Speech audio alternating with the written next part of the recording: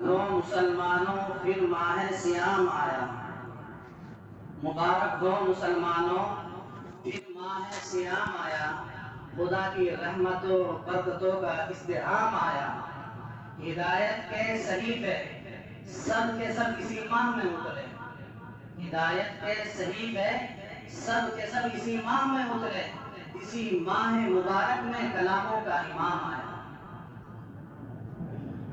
عزیز دوستو، اللہ تبارک و تعالیٰ کا احسان ہوا کہ میرے اللہ نے ہم سب کو رمضان کا مہینہ عطا فرمایا۔ اللہ ہماری عبادتوں کو قبول فرمائے، اللہ ہمارے روزوں کو قبول فرمائے، اور میرا مولا ہمیں خوب طاقت عطا فرمائے اس ماہ مبارک کے اندر اپنی عبادت کرنے کی، اور اللہ تبارک و تعالیٰ ایسی عبادت کرائے، ایسی عبادت کرائے اللہ تبارک و تعالیٰ ہم سب کے مغفرت کے پروانے لے۔ عزیزان گرامی، یہ میرے اللہ کا احسان ہوا کہ میرے اللہ نے دوبارہ ہم سب کو پھر یہ موقع عطا فرمایا کہ ہم اللہ کی رحمتوں کو، اللہ کی برکتوں کو، اللہ کی نعمتوں کو لوٹنے والے بنے۔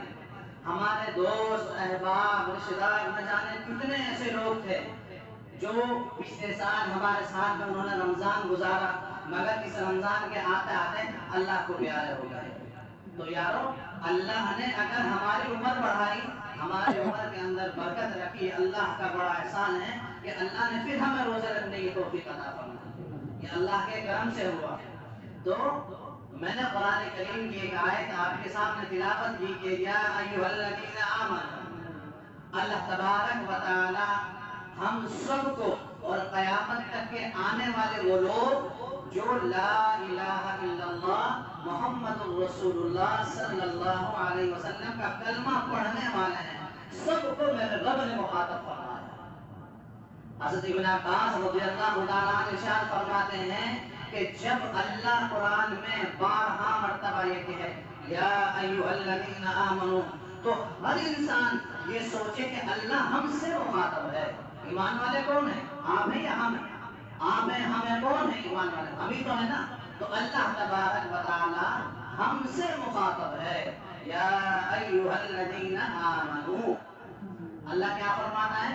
یا ایھا الذین آمنوا کتب علیکم الصیام، کہ اے ایمان والوں تم پر روزے فرض کر دیے گئے، کما کتب علی الذین من قبلکم، اور یہ مت سوچو یہ اللہ نے بوجھ آپ پر ڈالا ہے، اللہ نے یہ بوجھ آپ پر ڈالا ہے، تم سے پہلے جو امتیں تھیں ان کے اوپر بھی روزے فرض کر دیے گئے تھے، اور کس وجہ سے؟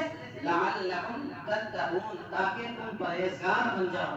11 مہینے کی جو ہماری زندگی ہے گناہوں میں ڈوبی رہتی ہے، تو اللہ تبارک و تعالیٰ نے روح کی غذا، ایک ہماری روح فراہم ہوتی ہے، اور بدن کے اندر سب سے قیمتی چیز کیا ہے بھائی؟ روح ہے یا جسم ہے؟ روح ہے۔ روح کیا چیز ہے؟ جب بدن سے روح نکل جاتی ہے تو ہر آدمی، ماں ہو، بیوی ہو، بیٹا ہو، ہر کوئی کہ جلدی دفنا دو، جلدی دفنا دو، جلدی دفنا دو۔ تو قیمت کس کی تھی؟ روح کی قیمت تھی۔ آج ہم اپنے بدنوں کا علاج کرتے ہیں، اپنے جسموں کا علاج کرتے ہیں، مگر ہم اپنی روحوں کا علاج نہیں کرتے، ہم اپنی روحوں کا علاج نہیں کرتے۔ کاش کہ اگر ہم اپنی روحوں کا علاج کرتے تو اللہ تبارک و تعالی ہماری زندگی کے اندر تقویٰ پیدا فرما دیتے۔ تو اللہ تبارک و تعالیٰ نے روزہ رکھنے سے عاجزی، انکساری، غم خاری پیدا ہوتی ہے، اور جب یہ ساری چیزیں پیدا ہوتی ہیں تو انسان کی زندگی کے اندر تقویٰ آتا ہے۔ کیا آتا ہے؟ تقویٰ آتا ہے۔ جب انسان کی زندگی میں تقویٰ آتا ہے تو آدمی ہر گناہ سے بچنے کی کوشش کرتا ہے۔ آج کے مسلمان، آج کا نوجوان یہ سمجھتا ہے کہ روزہ نام ہے کھانے پینا چھوڑ دینے کا، روزہ صرف نام ہے کھانے کا، پینے کو چھوڑ دینے کا نام روزہ ہے۔ میں یہ کہتا ہوں غلط سننے کا نام بھی روزہ ہے، غلط نہ سنو، آنکھوں سے غلط نہ دیکھو، زبان سے غلط نہ بولو، یہ بھی روزہ ہے۔ اگر ہم نے بھوک پیاسے تو روزہ رکھ لیا، ہم دکانوں میں بیٹھ کر جھوٹ بولتے ہیں، ہم محفلوں میں بیٹھ کے ایک دوسرے کی برائی کرتے ہیں، ہماری آنکھیں غلط دیکھتی ہیں، تو وہ روزہ ہمیں کوئی کام کا روزہ نہیں ہے، وہ روزہ کوئی کام کا نہیں ہے۔ روزہ نام ہے تقوی کا، اور تقوی جب آئے گا تو انسان غلط دیکھنے سے بچے گا، انسان غلط سننے سے بچے گا، انسان غلط بولنے سے بچے گا۔ تو ہر آدمی اپنی زندگی کا مشاہدہ کرے، ہر آدمی اپنی زندگی کا مشاہدہ کرے کہ ہماری زندگی کے اندر وہ تقوی ہے یا نہیں ہے۔ ہم جھوٹ سے بچ رہے ہیں نہیں بچ رہے ہیں، ہم غیبت سے بچ رہے ہیں نہیں بچ رہے ہیں، ہم دوسرے کی برائی کرنے سے بچ رہے ہیں نہیں بچ رہے ہیں، ہم ظلم کرنے سے بچ رہے ہیں نہیں بچ رہے ہیں۔ اگر بچ رہے ہیں یاد رکھو تو خدا کی بارگاہ میں آپ کے روزے قبول، اگر آپ نہیں بچ رہے ہیں تو آپ کے روزے خدا کی بارگاہ میں قبول نہیں ہیں۔ یارو جو آدمی انسان روزہ رکھتا ہے وہ روزہ اس کی زندگی کے اندر ایک انقلاب پیدا کر دیتا ہے، ایک انقلاب پیدا کر دیتا ہے۔ رمضان جو ہے، روزے جو ہے، وہ غم خانی کا مہینہ ہے، وہ دوسروں پر رحم کرنے والا مہینہ ہے۔ تو یارو جب انسان ایک مہینے کی زندگی جیسے میرے نبی نے بتائی ہے اس طریقے پر گزارے گا، اور جیسے میرے اللہ نے کلام اللہ کے اندر ارشاد فرمایا ہے اس طریقے پر گزارے گا، تو واللہ مسجد میں بیٹھ کے کہتا ہوں انسان کے لیے اللہ تبارک و تعالیٰ پورا سال ایسے ہی بنا دے گا، 11 کے 11 مہینے اللہ تبارک و تعالیٰ ایسے بنا دے گا۔ مگر ہماری زندگی میں یہ ہونا چاہیے کہ ہم جو اعمال صالحہ رمضان جیسے مبارک مہینے میں کر رہے ہیں، ہماری زندگی کے اندر انقلاب آئے۔ اللہ سے دعا کریں کہ اللہ تبارک و تعالیٰ جیسا تقویٰ اور جیسا خوف تمہیں ہمیں رمضان جیسے مہینے کے اندر عطا فرمایا ہے، اللہ ساری زندگی 11 کے 11 مہینے ہمارے اسی طرح گزروا دینا۔ اللہ آپ ہدایت دینے والے اللہ ہیں، اور آپ دلوں کو پھیرنے والے اللہ ہیں۔ ہمارے دلوں کو میرے اللہ اپنی طرف پھیر لے، اپنی محبت سے ہماری دلوں کو سرشار کر دے، اپنے نبی کی محبت ہمارے دلوں میں ڈال دے۔ اللہ سے مانگو، یہ مہینہ اللہ سے مانگنے والا مہینہ ہے، اللہ کو منانے والا مہینہ ہے۔ یارو اگر ہمارے رمضان جیسے مہینے کے اندر ہماری زندگی اسی طرح گزرتی رہی، اور جیسے ہمارے 11 مہینے گزرتے ہیں گناہوں میں گزرتے ہیں، اسی طرح گزرتی رہی، اور اللہ کے نبی صلی اللہ علیہ وسلم کی دعا ہے اور جبرائیل علیہ السلام کی بد دعا ہے، اور آمین میرے نبی نے فرمائی ہے کہ جس نے رمضان کا مہینہ پایا، جس نے رمضان کا مہینہ پایا اور وہ اپنی مغفرت نہ کروا پایا، لعنت ہے لعنت ہے لعنت ہے۔ تو یارو میرے نبی نے آمین فرمایا ہے، جبرائیل کی بد دعا ہو اور میرے نبی کی آمین ہو تو کوئی بچانے والا ہے؟ کوئی بچانے والا ہے؟ نہیں ہے۔ تو یارو خاص کر نوجوانوں ان موبائلوں کو اٹھا کر رکھ دو، ان موبائلوں کو اٹھا کر رکھ دو۔ ان قریب 4 دن میں 5 دن میں 6 دن کے اندر کرکٹ کا میچ شروع ہونے والا ہے، آئی پی ایل شروع ہونے والا ہے۔ میرے نوجوان مسجدوں میں بیٹھ کر اوپر بیٹھتے ہیں، ٹیرس پہ بیٹھتے ہیں، امام نماز پڑھا رہا ہے اور نوجوان مسجدوں کے اندر بیٹھ کے ٹی وی دیکھتے ہیں، موبائل دیکھتے ہیں، میچ دیکھتے ہیں۔ یارو مسلمانوں کی سب سے بڑی بربادی کا سبب اگر ہے تو وہ نوجوانوں کے اندر ریا پیدا ہوئی ہے، بے شرمی پیدا ہوئی ہے۔ اللہ کے گھر میں بیٹھ کر اللہ سے ڈرے تو یارو ہمیں کوئی دنیا میں بچانے والا نہیں۔ نوجوانوں تم اسلام کا فیوچر ہو، اسلام کا مستقبل ہو۔ اگر ہمارا حال ایسا گزرا تو ہمارے آنے والی نسلیں ہم سے شکایت کرے گی، ہمارے آنے والی نسلیں ہم سے شکایت کرے گی، ہمیں کوئی دین بتانے والا نہ ملا، ہمیں کوئی دین پڑھانے والا نہ ملا۔ تم اسلام کا فیوچر ہو، اگر تمہارے حالات ایسے گزریں گے تو آنے والی نسلوں کا کیا ہوگا؟ آنے والی نسلوں کا کیا ہوگا؟ خدا کے واسطے ہاتھ جوڑتا ہوں جسے میچ دیکھنے کا شوق ہو وہ 2 رکعت پڑھے اور اللہ سے دعا کرے، اللہ میری زندگی سے گناہ چکا دے، اللہ میری زندگی سے ہی گناہ چکا دے۔ اور اگر دیکھنا ہی ہے اللہ کے واسطے مسجد میں نہیں آنا، مسجد میں بیٹھ کر موبائل چلانا اور مستقل میچ دیکھنا یہ سب سے بڑی مسلمانوں کی بربادی کا سبب ہے۔ نوجوانوں نسلوں سے یاد رکھو، جو قوم برباد ہوئی ہے تاریخ اٹھا کر دیکھو، جو قومیں برباد ہوئی ہیں سب سے پہلے ان کی نوجوان نسلوں کے اندر ریاکاری پھیلی ہے، بے شرمی پھیلی ہے، وہ قوم برباد ہو گئی، وہ قوم برباد ہو گئی۔ آج یہی یہود و نصارہ کی سازشیں ہیں کہ مسلمانوں کے نوجوانوں کو برباد کیا جائے، مسلمانوں کے نوجوانوں کے اندر بے شرمی پیدا کی جائے۔ یارو اس بے شرمی کو ختم کرو اور محمد رسول اللہ صلی اللہ علیہ وسلم کے دامن کو مضبوطی سے تھام لو، خدا کی قسم اللہ دنیا میں بھی کامیاب کرے گا، اللہ آخرت میں بھی کامیاب کرائے گا۔ سب سے بڑی بربادی کا سبب یہ ہے نوجوان نسلوں کے اندر جو ریاکاری پیدا ہو گئی، جو گناہ پیدا ہو گئے۔ نوجوانوں، تمہاری عبادت اللہ کو پسند ہے، تمہارا مسجد میں آنا اللہ کو پسند ہے، تمہارا رونا اللہ کو پسند ہے، تمہاری سنتوں کو زندہ کرنا تمہارے نبی کو پسند ہے۔ آج ہم دم گھٹتے ہیں، نبی سے محبت کرتے ہیں، اللہ سے محبت کرتے ہیں۔ یارو یہ سب جھوٹے ڈھونگ ہیں، یہ سب جھوٹے ڈھونگ ہیں۔ اگر ہمیں نبی سے محبت ہوتی تو ہمارے زندگی کے اندر سنتیں زندہ ہوتی، ہمارے چہرے سنتی ہونے۔ آج ہم داڑھی رکھنے کو اور ٹوپی اوڑھنے کو عیب سمجھتے ہیں، عیب سمجھتے ہیں، ہمیں نبی کا چہرہ پسند نہیں ہے۔ تو یارو ابھی ایک بزرگ کے خان میں اللہ کے نبی صلی اللہ علیہ وسلم تشریف لائے، بڑے غمزدہ تھے، ابھی 10 دن 15 دن پہلی بار، بڑے غمزدہ تھے، بڑے غمزدہ تھے۔ آپ نے کیا فرمایا؟ آپ نے ان بزرگ سے فرمایا کہ میری امت نے مجھے چھوڑ دیا، میری امت نے مجھے چھوڑ دیا، میری امت نے مجھے چھوڑ دیا۔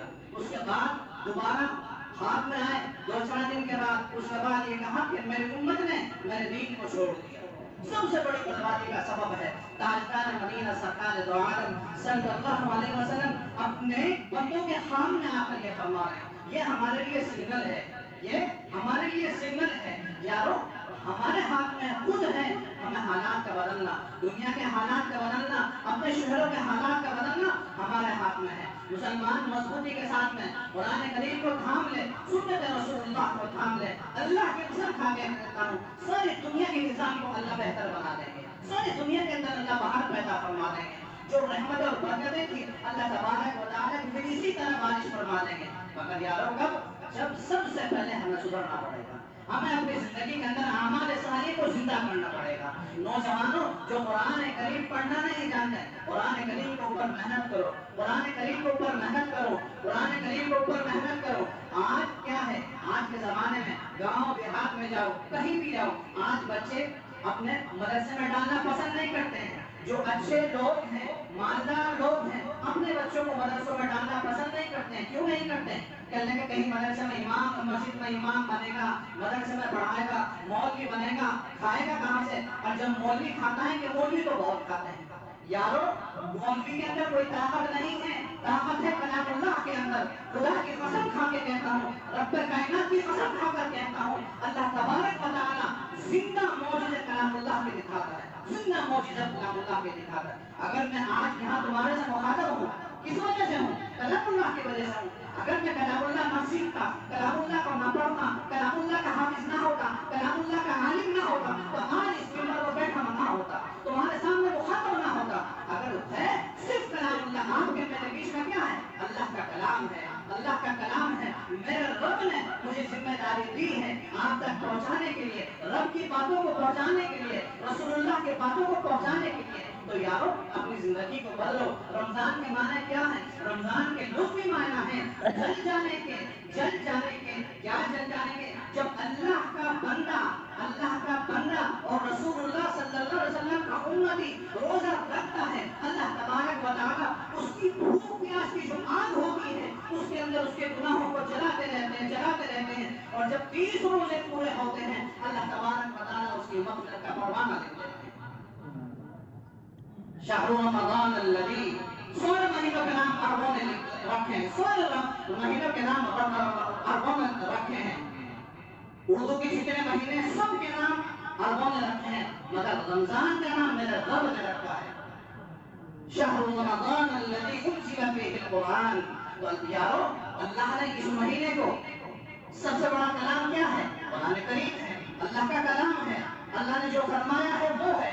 تو یارو اللہ تبارک و تعالیٰ نے اسی مہینے کو چنا ہے، یہ بڑا بابرکت مہینہ ہے۔ اپنی راتوں کو خراب نہ کرو، اپنے دنوں کو خراب نہ کرو۔ اللہ نے تمہیں وقت دیا ہے۔ ان لوگوں سے پوچھو جو لوگ آج قبر میں سو رہے ہیں، ان لوگوں سے پوچھو جو لوگ قبر میں سو رہے ہیں، عمل صالح نہیں کر سکتے، دنیا سے چلیں گے، اللہ سے دعا مانگو کہ اللہ خوب لمبی صحت عطا فرما، عمر عطا فرما صحت کے ساتھ میں، تاکہ ہم زیادہ سے زیادہ اعمال صالحہ کر سکیں، تاکہ ہم زیادہ سے زیادہ اعمال صالحہ کر سکیں۔ تو یارو اللہ نے جو وقت دیا ہے بڑا قیمتی ہے۔ ابھی رمضان کا آغاز ہے، ابھی رمضان کا آغاز ہے، رمضان کے آغاز کو پورے رمضان کو سارے وظیفے ختم کر دو، سارے وظیفے ختم کر دو، بس قرآن کریم کی تلاوت، قرآن کریم کی تلاوت، اللہ کے نبی صلی اللہ علیہ وسلم کا معمول تھا زندگی کا، سارے اپنے وظیفے ختم کر دیتے تھے، صرف تلاوت کرتے تھے، دن ہو رات ہو تلاوت کرتے تھے، اللہ کے سامنے گڑ گڑا کر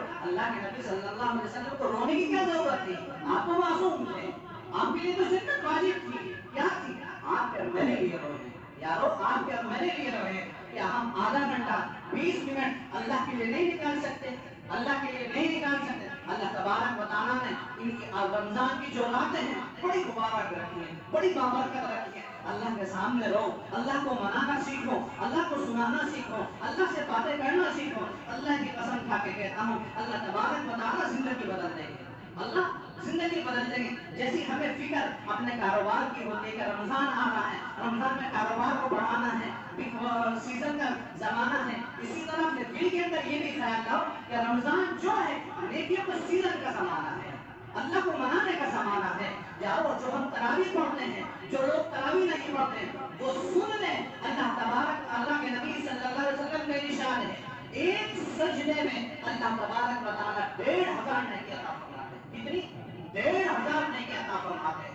20 رکعات ہوتی ہیں اور 40 سجدے ہوتے ہیں، 60,000 نیکی ہم یہاں سے لے کے جاتے ہیں، اور ہر سجدے میں اللہ تبارک و تعالیٰ جنت میں ایک گھر عطا فرماتے ہیں۔ ہر سجدے میں اللہ تبارک و تعالیٰ ایک یاقوت کا گھر عطا فرماتے ہیں۔ تو یارو اس سے بڑی فضیلت کیا ہو سکتی ہے؟